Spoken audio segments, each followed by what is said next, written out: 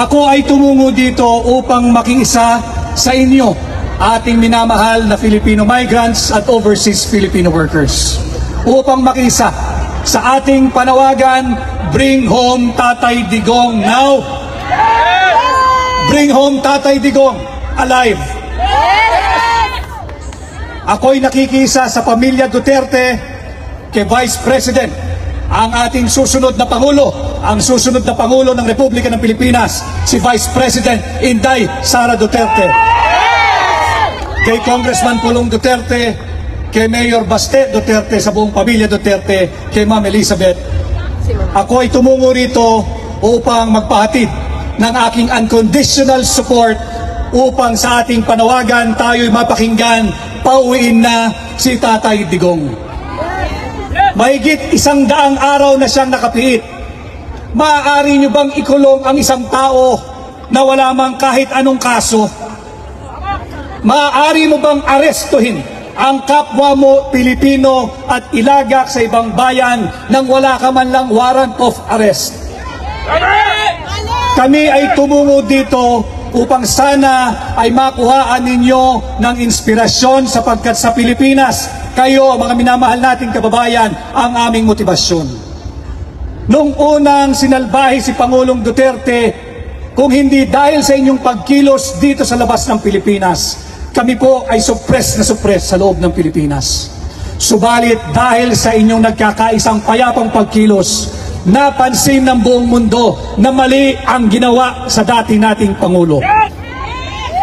At kagaya ng natura ng ating kaibigan ni Senador Robin Padilla, hindi ito usapin ng pro-Duterte lamang.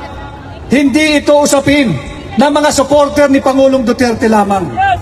Ito ay usapin na hindi dapat yung ginawa sa kapwa natin Pilipino, na paulit-ulit kong sinasabi, ipinagkanulo ng sarili niyang gobyerno.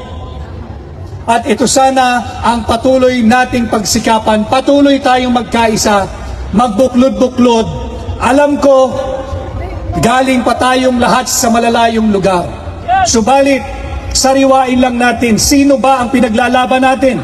Ang kapwa natin Pilipino na ang pangalan ay Rodrigo Roa Duterte, who was given the best years of his life, serving Davao City and making it the most peaceful city in the Philippines. Yung taong piniit nila ngayon dyan sa ICC, dati nating Pangulo, nagmalasakit sa bawat Pilipino upang pati ang ating mga anak ay payapang makapaglakad sa ating mga lansangan nang hindi minomolestya ng mga drug addict, drug dealer at masasamang loob.